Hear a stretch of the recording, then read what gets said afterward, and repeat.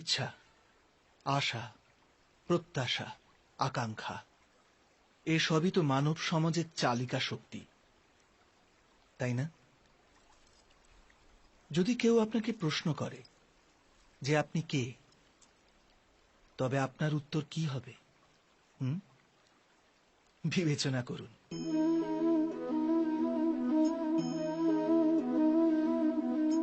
আপনি তখন বুঝতে পারবেন যে আপনার ইচ্ছাই আপনার জীবনের ব্যাখ্যা।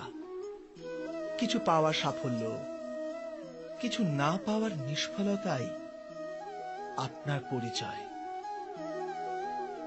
অধিকতর ব্যক্তি এইভাবে জীবিত, নিজের ভেতর থেকে শেষ হয়ে যেতে থাকে, তবু নিজের ইচ্ছেগুলোকে মারতে পারে না। ইচ্ছা তাকে এমন ভাবে ছোটাতে থাকে যেমন মৃগের নেশায় শিকারী। কিন্তু আবার এই ইচ্ছাগুলির গর্ভ থেকেই জ্ঞানের প্রকাশও ঘটে। কি করে? যখন ইচ্ছা অপূর্ণ থেকে যায়, আশা ভেঙে যায়, তখন সেখান থেকে জ্ঞানের কিরণ প্রবেশ করে মানুষের হৃদয়ে। না, এই গাথা শুধু ইচ্ছাদের পরস্পর সংঘর্ষের নয়, নয় মহতাকাঙ্ক্ষা থেকে জন্ম নেওয়া ভয়াবহ রক্তপাতের। এই গাথা হল ইচ্ছার গর্ভ থেকে উৎসারিত হওয়া জ্ঞানের।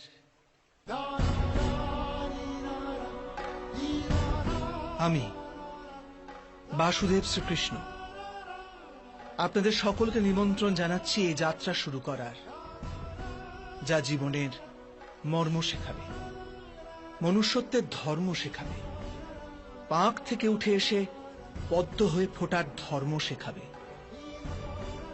আর এই যাত্রার নাম হল মহাভারত।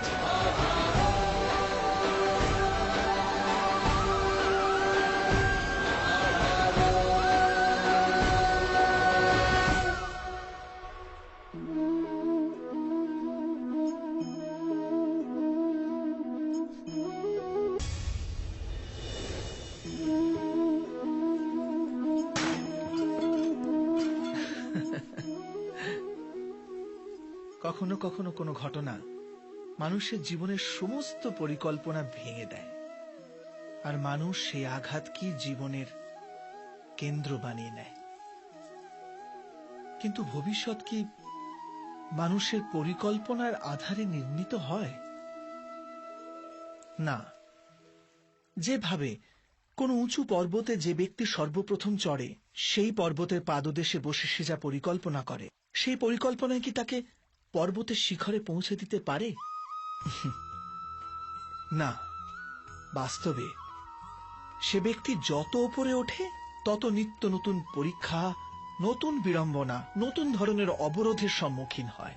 প্রত্যেক পদে তার পরবর্তী পদক্ষেপ ঠিক করতে হয়, প্রত্যেক পদে তাকে পরিকল্পনা বদলাতে হয়।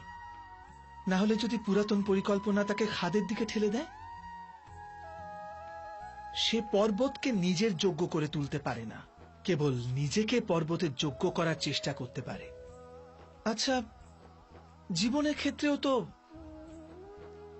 এমনই হয়। যখন মানুষ তার জীবনের কোনো একটি বাধা, কোনো একটি অবরোধকে জীবনের কেন্দ্র বানিয়ে নেয়, নিজের জীবনের গতি থামিয়ে দেয়, তখন সে তার জীবনে সফল হতে পারে না, পারে না সুখ আর শান্তি প্রাপ্ত করতে। অর্থাৎ জীবনকে নিজের যোগ্য করার চেষ্টার বদলে স্বয়ং নিজেকে জীবনের যোগ্য করে তোলার চেষ্টাই কি সাফল্য আর সুখের একমাত্র মার্গ নয়? স্বয়ং বিচার করুন।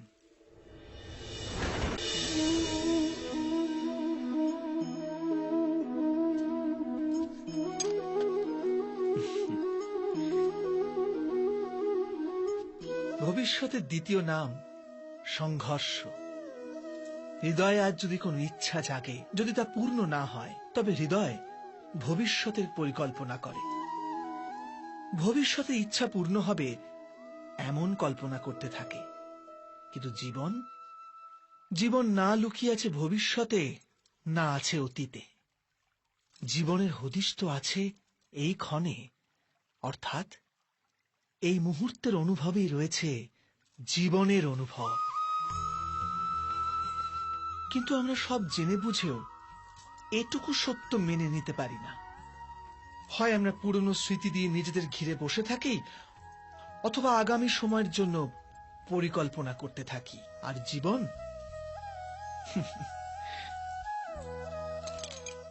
জীবন বয়ে চলে। এই সত্য যদি আমরা হৃদয়ে গেঁথে নিই যে না আমরা ভবিষ্যৎ দেখতে পাই, না আমরা ভবিষ্যৎ নির্মাণ করতে পারি, আমরা তো কেবল ধৈর্য আর সাহসের সাথে ভবিষ্যৎকে আলিঙ্গন করতে পারি, স্বাগত জানাতে পারি ভবিষ্যৎকে। আর তবেই কি জীবনের প্রতি মুহূর্ত জীবনের দ্বারা মুখরিত হয়ে উঠবে না? স্বয়ং বিচার করুন।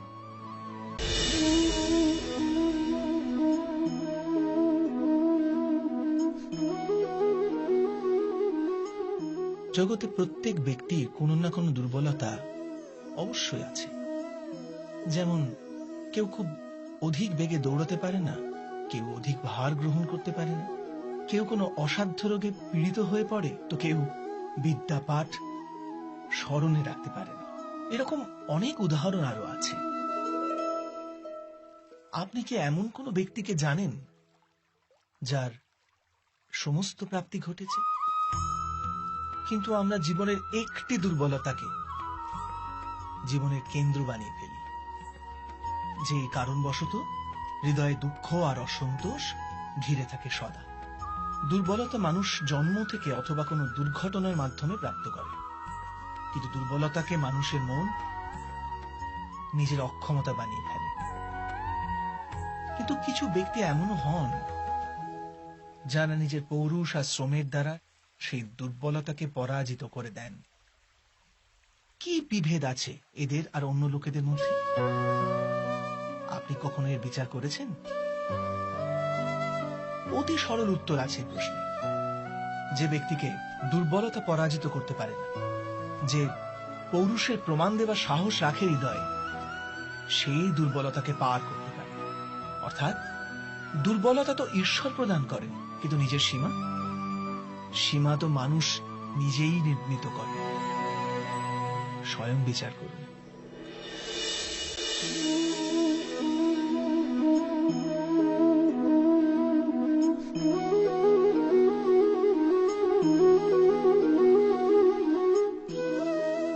জীবনের প্রতি ক্ষণ নির্ণয়ের ক্ষণ। প্রত্যেক পদে আগামী মুহূর্তের নির্ণয় করতে করতে যেতে হয়। আর নির্ণয় নিজের প্রভাব রেখে যায়। আজকের নেওয়া নির্ণয় ভবিষ্যতের জন্য সুখ বা দুঃখ লিখে রেখে দেয়।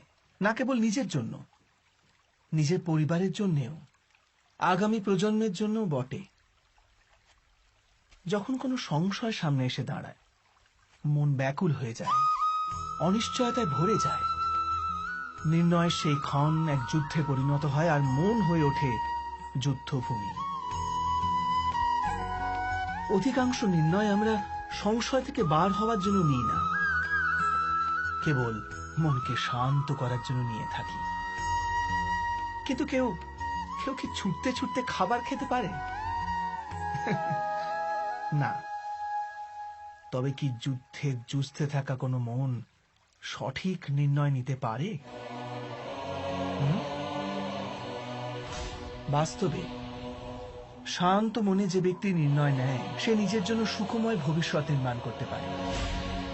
কিন্তু নিজের মনকে শুধু শান্ত করতেই যদি কেউ কোনো নির্ণয় নেয়, তবে সে ব্যক্তি নিজের জন্য ভবিষ্যতে কাঁটা বৃক্ষ রোপণ করে।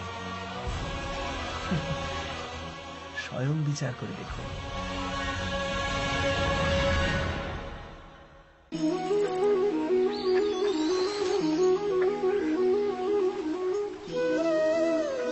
সময়ের প্রারম্ভ থেকে মানুষকে একটি প্রশ্ন সদাই পীড়া দেয়, যে তারা নিজের সম্পর্কগুলিতে অধিকতম সুখ আর ন্যূনতম দুঃখ কিভাবে লাভ করতে পারে। আচ্ছা, আপনার সমস্ত সম্পর্ক কি আপনাকে সম্পূর্ণ সন্তোষ দিতে পেরেছে? বিচার করুন। আমাদের জীবন সম্পর্কের উপর দাঁড়িয়ে আছে। এ জীবনের সুরক্ষাও এই সম্পর্কের উপরই টিকে আছে। সেই কারণে আমাদের জীবনের সমস্ত সুখের আধারও এই সম্পর্ক। কিন্তু তবু আমাদের সম্পর্কগুলি থেকেই বেশিরভাগ দুঃখের জন্ম কেন হয়? সর্বদা সংঘর্ষ এই সম্পর্কগুলি থেকেই কেন উৎপন্ন হয়? কখনো বিচার করেছেন? যখন কোনো ব্যক্তি অন্য ব্যক্তির চিন্তাধারা বা কাজকে স্বীকার করে না, তার ভেতরে কোনো পরিবর্তন আনার প্রচেষ্টা করে, তখন সংঘর্ষের জন্ম হয়। অর্থাৎ যত অধিক অস্বীকার তত অধিক সংঘর্ষ, আর যত অধিক গ্রহণ ক্ষমতা ততই অধিক সুখ। এটা বাস্তব নয়? যদি মানুষ স্বয়ং নিজের প্রত্যাশার উপরে অঙ্কুশ টানে, নিজের বিচারধারাকে পাল্টায়, কোনো অন্য ব্যক্তিকে পাল্টানোর প্রচেষ্টা না করে স্বয়ং নিজের ভিতরেই পরিবর্তন আনার প্রয়াস করতে থাকে, তবে কি সম্পর্কতে সন্তোষ লাভ করা খুব কঠিন হবে? অর্থাৎ স্বীকার করে নেওয়াই কি সম্পর্কের বাস্তবিক অর্থ নয়? স্বয়ং বিচার করুন।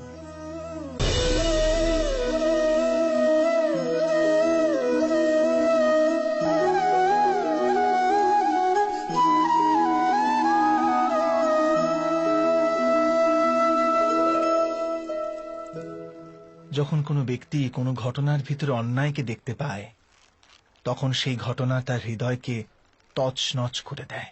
সমস্ত জগৎকে সে নিজের শত্রু রূপে জ্ঞান করতে থাকে।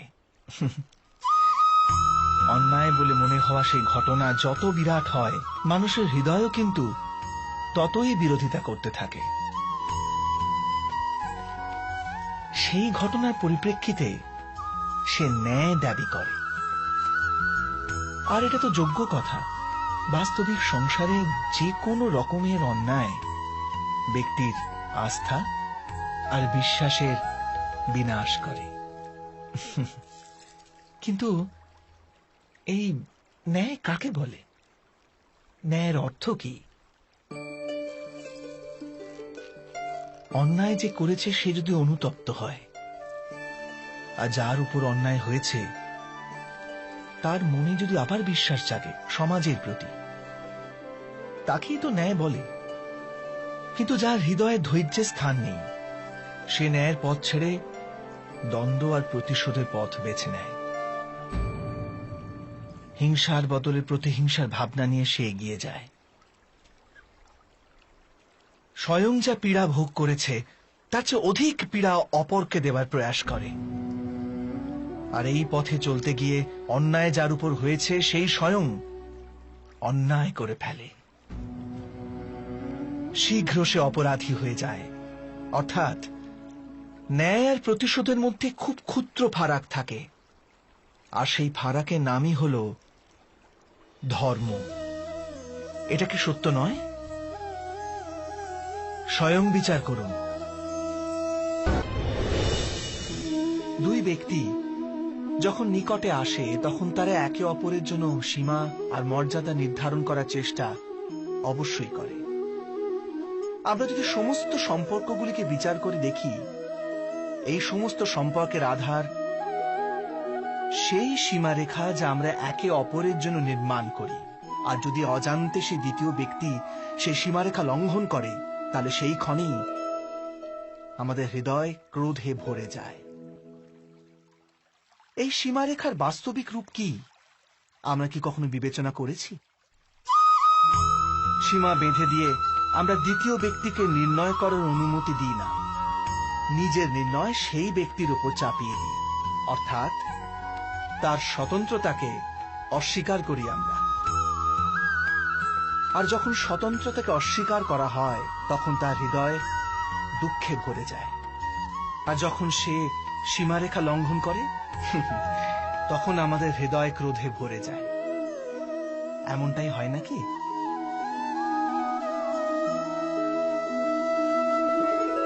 কিন্তু যদি আমরা একে অপরের স্বতন্ত্রতাকে সম্মান করি, তাহলে কোন রকম কোন সীমার প্রয়োজনীয়তাই পড়ে না। অর্থাৎ যে প্রকারে বোঝাপড়া যে কোনো সম্পর্কের দেহ, ঠিক সেইভাবেই স্বতন্ত্রতা সে সম্পর্কের আত্মা নয় কি? স্বয়ং বিচার করুন।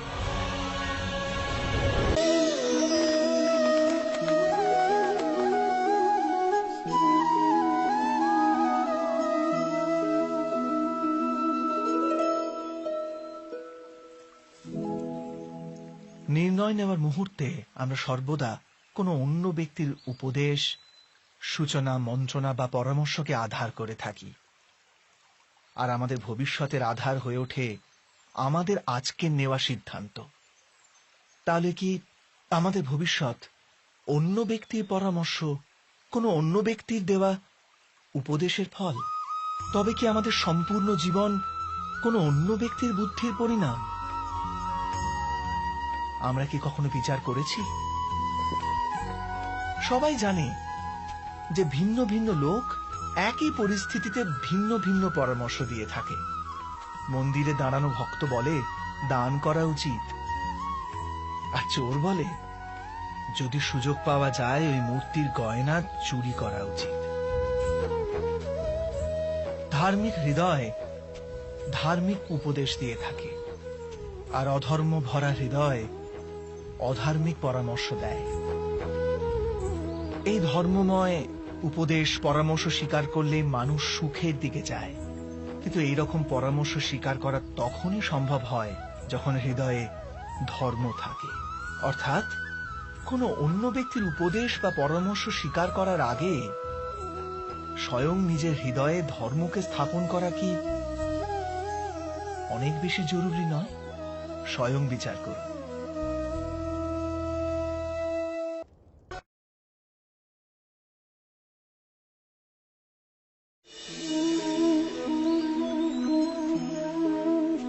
সবার জীবনে এমন মুহূর্ত অবশ্যই আসে যখন সত্য বলার নিশ্চয়তা থাকে হৃদয়ে, কিন্তু মুখ থেকে সত্যটা বেরোতেই পারে না।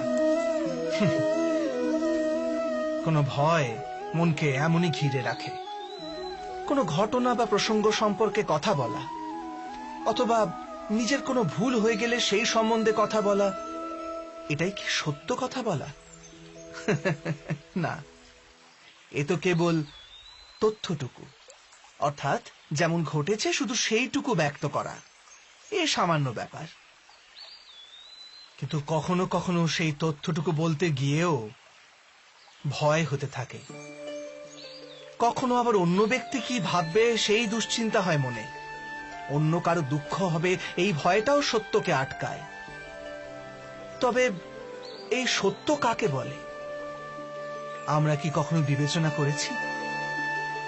যখন ভয়কে তুচ্ছ করেও কোনো তথ্য বলে দেওয়া হয়, তবে তাকে সত্য বলা হয়। বাস্তবে সত্য আর কিছুই না, কেবল নির্ভীকতারই অপর নাম। আর নির্ভীক হওয়ার কোনো সময় হয় না, কারণ নির্ভীকতা আত্মারই এক স্বভাব।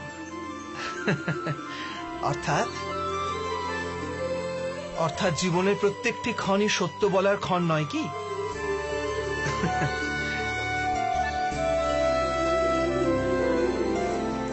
স্বয়ং বিচার করুন।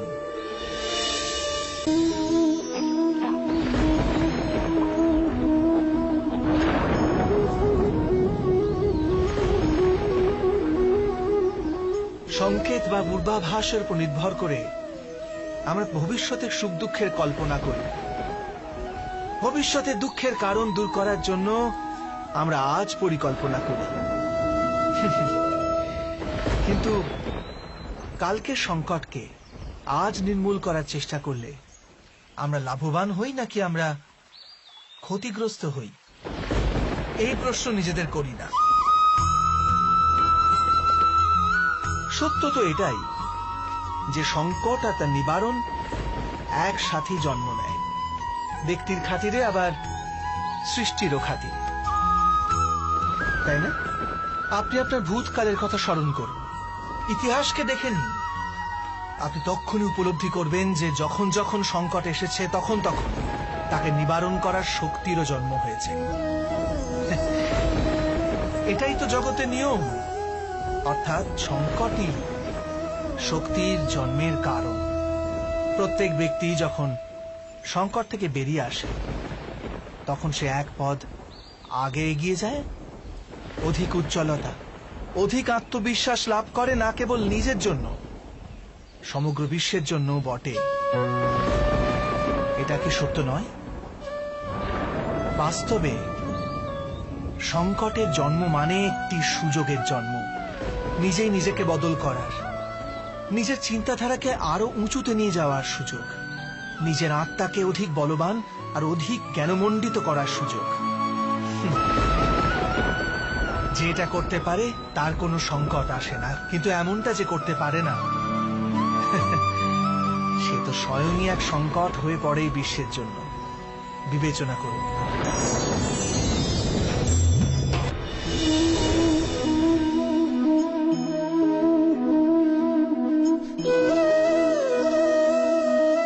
পরম্পরার মধ্যে ধর্মের অবস্থান, আর প্রথাই ধর্মকে ধরে রাখার দায়িত্ব বহন করে, এটা সত্যি। কিন্তু কেবল প্রথাকেই কি ধর্ম বলে? বিবেচনা করুন। সত্য তো এই যে যেমন ভাবে পাষাণের ভেতরে শিল্প থাকে, ঠিক তেমনি প্রথার মধ্যেও ধর্মকে পাওয়া যায়। এই পাথরের মধ্যেও শিল্প আছে। এই পাথরটাই শিল্প নয়।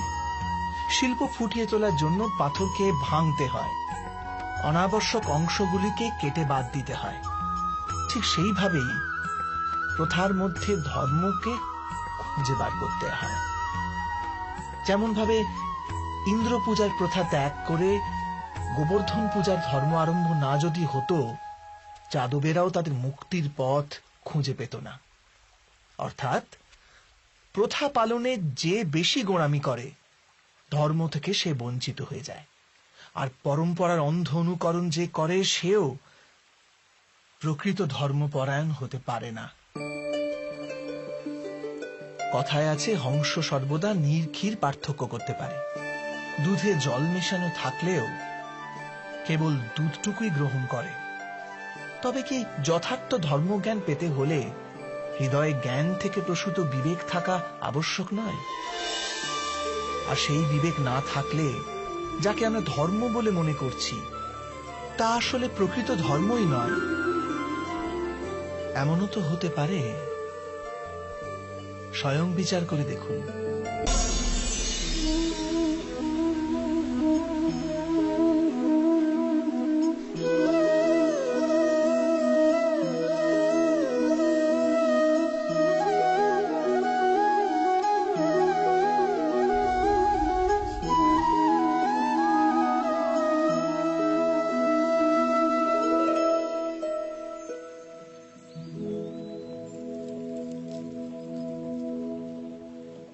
ভবিষ্যৎকে আধার করে সবাই আজকে নির্ণয় করতে চায়।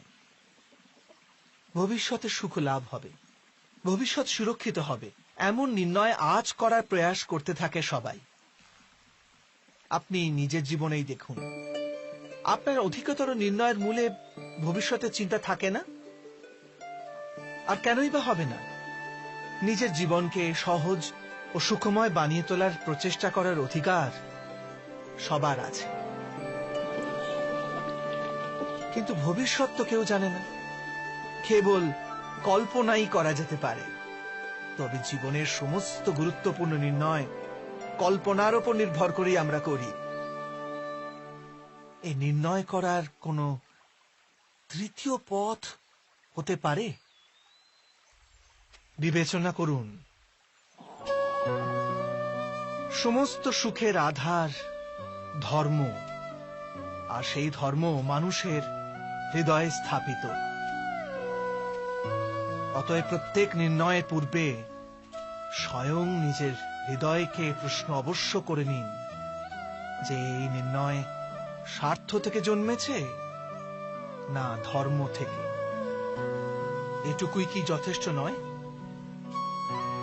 ভবিষ্যতের বদলে ধর্মের বিচার করলে কি ভবিষ্যৎ অধিক সুখময় হয়ে উঠবে না?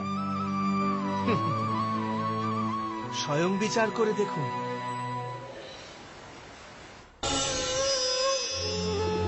মানুষ যখন তার অপরাধের দণ্ড ভোগ করে, তখন হতে পারে সেই ন্যায় বিচারে তার মনে কষ্ট হয়।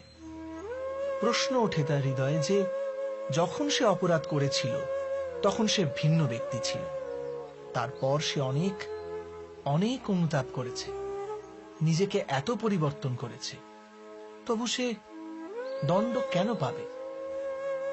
কিন্তু যেখানে আঘাত আছে সেখানে প্রত্যাঘাতও থাকবে, যেমন কর্ম তেমনি ফল। যদি কাউকে স্নেহ দাও তবে সুখ লাভ হবে, যদি কাউকে হত্যা করো তবে মৃত্যুদণ্ড পাবে। যেমন কার্য তেমনি ন্যায় হয়। তবে কি প্রায়শ্চিত্ত বা অনুতাপের কোনো মূল্য নেই? আছে, অবশ্যই মূল্য আছে।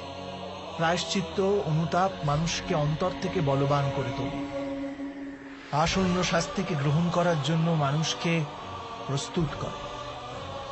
অর্থাৎ প্রায়শ্চিত্ত না করে দণ্ড স্বীকার করার কোনো মূল্য আছে? স্বয়ং বিচার করুন।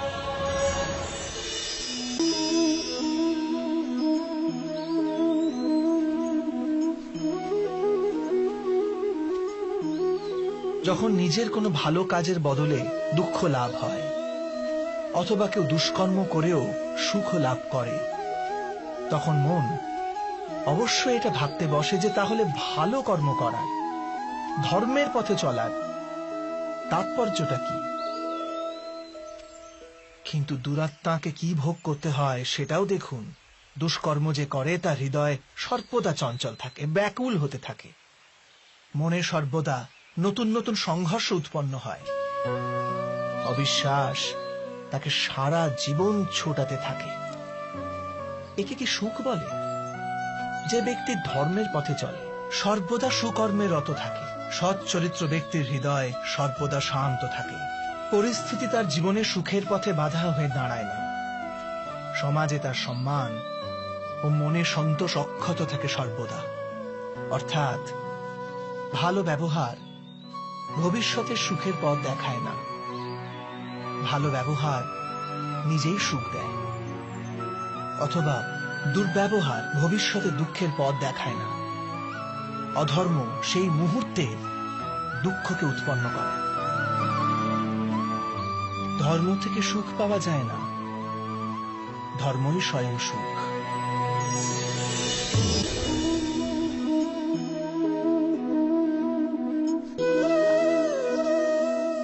ক্ষমতার লালসা সবারই হৃদয়কে ঘিরে থাকে। প্রত্যেক ব্যক্তি নিজেরই এক রাজত্ব নির্মাণ করার চেষ্টা অবশ্যই করে। সেই রাষ্ট্র পুরো রাষ্ট্রের মতো অত বৃহৎ হোক অথবা নিজের পরিবারই হোক, সে ক্ষমতা লাভ করার প্রয়াস অবশ্য করে। কিন্তু ক্ষমতার বাস্তবিক রূপ কি আমরা কি কখনো বিবেচনা করেছি? একটি মানুষ যত অধিক ব্যক্তির জীবনকে প্রভাবিত করতে পারে, যত অধিক ব্যক্তির স্বতন্ত্রতার উপর অঙ্কুশ টানতে পারে, ততই অধিক ক্ষমতার অনুভব করে সে। ক্ষমতার প্রকৃত রূপই হল অন্যের জীবনের ওপর স্বয়ংের প্রভাব। কিন্তু বাস্তবে প্রভাব প্রেম, দয়া, করুণা ও ধর্ম থেকে উৎপন্ন হয় নাকি? যখন মানুষ কঠোরতা আর অধর্মের মাধ্যমে ক্ষমতা প্রাপ্ত করার প্রয়াস করে, তখনই সে অন্যের হৃদয় বিরোধিতা অথবা বিদ্রোহের জন্ম দেয়। আর পরিণাম অনেকটা এই রকম। হ্যাঁ, কিছু সময়ের জন্য সে নিজের প্রভাব ও শক্তির বিকাশ অবশ্য অনুভব করে, কিন্তু তা বাস্তবিক ক্ষমতা নয়। এই কারণে ভৃগু আর বশিষ্ঠের মতো ঋষিদের আজও পূজা করা হয়, রাবণ বা হিরণ্যকশিপুদের নয়। এ সম্বন্ধে আপনি অবশ্যই বিচার করবেন, সত্য বলেছি কিনা।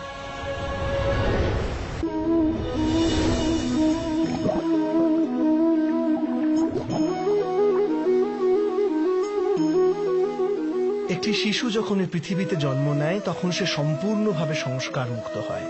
তখন তার অন্তরে না কোনো সুসংস্কারের চিহ্ন অঙ্কিত থাকে, না কোনো অপসংস্কারের। অর্থাৎ জন্মের সময় বালকের মধ্যে না কোনো গুণ থাকে, না কোনো দোষ। তবে এই দোষ অথবা গুণ কিসের ভিত্তিতে লাভ হয় আমরা কি কখনো ভেবে দেখেছি? যে কথা মাতা পিতার মুখে নিরন্তর শোনা যায় সেসব কথাই তাদের সন্তানের হৃদয়ে সংস্কারের রূপ নেয়। যেমন কোন গ্রামে নদীর তট অব্দি একটা আলপথ আপনি নির্মিত হয় কেবল সেই পথে বারবার চলার দরুন। অর্থাৎ মাতা পিতার হৃদয়ের ইচ্ছাই তাদের সন্তানের হৃদয়ে দোষ অথবা গুণ হয়ে জন্ম নেয়। এটাই কি সত্য নয়? কিন্তু তবু যখন তাদের সন্তানের মধ্যে কোনো দোষ দেখা যায় তখন মাতা পিতা আশ্চর্য ও দুঃখিত হয়ে পড়েন। মাতা পিতা হৃদয়ে এই প্রশ্নই করে যে তাদের সন্তানের মধ্যে এই অপসংস্কার এলো কেমন করে। সত্য তো এটাই যে মাতা পিতা নিজের সন্তানের মনে অজান্তেই অপসংস্কারে বীজ রোপণ করেন, যা তাদের সন্তানের হৃদয় ভূমিতে কুশিক্ষার বৃক্ষ হয়ে মাথা তোলে। অর্থাৎ নিজের সন্তানদের সুসংস্কার আর ধর্মপরায়ণ করে তোলার আশা রাখে যে মাতা পিতা, তাদের সর্বপ্রথম তাদের নিজের হৃদয়ের ইচ্ছার উপর নিয়ন্ত্রণ রাখাটা অনিবার্য নয় কি?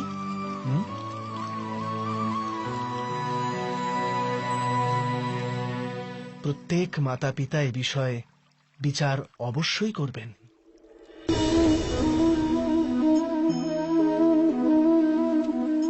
মানুষের এই স্বভাব যে সে স্বয়ং নিজের পরিবারকে, নিজের সন্তানদের অধিকতর সুখ লাভ হোক সেই প্রচেষ্টাই করে।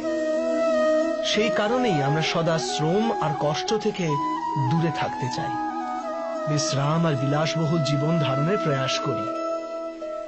স্বয়ং নিজের জীবনকেই দেখুন। এটা কি সত্য নয় যে আমরা আমাদের সন্তানদের জন্য সর্বদা বিশ্রাম ও স্বাচ্ছন্দ্যের আয়োজন করতে চাই? কিন্তু কখনো কি ভেবেছেন যে ওদের এই বিশ্রাম থেকে কি ফল লাভ হয়? কেবল সুখ আর সুবিধা যারা লাভ করে তাদের জীবন কেমন হয়? শরীর যখন শ্রম করে তখন অধিক সুস্থ থাকে, বুদ্ধিও যখন কঠিন পরিস্থিতির সম্মুখীন হয় তখন আরো তেজস্বী হয়ে ওঠে। এ আমাদের সবার অভিজ্ঞতা, কিন্তু আমরা হয়তো এটা ভুলেই যাই যে মন আর সত্তা যখন কঠিন পরিস্থিতির মধ্যে দিয়ে যায় তখন উভয়ই অধিক বলবান হয়ে ওঠে। অর্থাৎ যখনই আমরা আমাদের সন্তানদের শ্রম ও দুঃখ থেকে দূরে রাখার প্রয়াস করি তখন বাস্তবে তাদের সুখের পথ আমরা বন্ধ করে দিই নাকি? স্বয়ং বিচার করুন।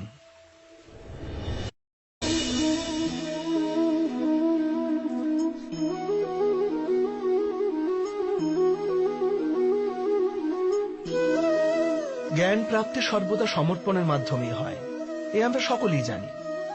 কিন্তু সমর্পণের বাস্তবিক গুরুত্ব কি আমরা কি কখনো বিবেচনা করেছি? মানুষের মন সর্বদা জ্ঞান প্রাপ্তির পথে নানান বাধা সৃষ্টি করে।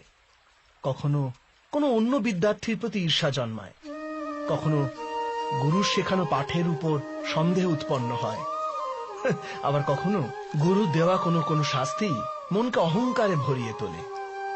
তাই নয় কি? কি এমনটাই হয় না? নানান সময় নানান রকম চিন্তা মনকে ব্যাকুল করে তোলে, আর মনের এমন অশান্ত স্থিতির কারণে আমরা জ্ঞান লাভ করতে পারি না। মনের সঠিক স্থিতি কেবল সমর্পণ থেকেই লাভ হয়। সমর্পণ মানুষের অহংকারকে নাশ করে, ঈর্ষা, উচ্চাকাঙ্ক্ষা ইত্যাদি হীন ভাবনাকে দূর করে হৃদয়কে শান্ত করে আর মনকে একাগ্র করে। বাস্তবে ঈশ্বরের সৃষ্টিতে না জ্ঞানের অভাব আছে না জ্ঞানী ব্যক্তি। গুরু দত্তাত্রেয় তো গাভী আর ষণ্ডদের থেকেও জ্ঞান লাভ করেছিলেন। অর্থাৎ বিষয় ব্রহ্ম জ্ঞানের হোক অথবা জীবনের জ্ঞানের অথবা গুরুকুলে লাভ করা জ্ঞানের, তা অর্জন করার জন্য গুরুর চেয়ে অধিক গুরুত্বপূর্ণ সেই গুরুর প্রতি আমাদের সমর্পণ। এটাই কি সত্য নয়? স্বয়ং বিচার করুন।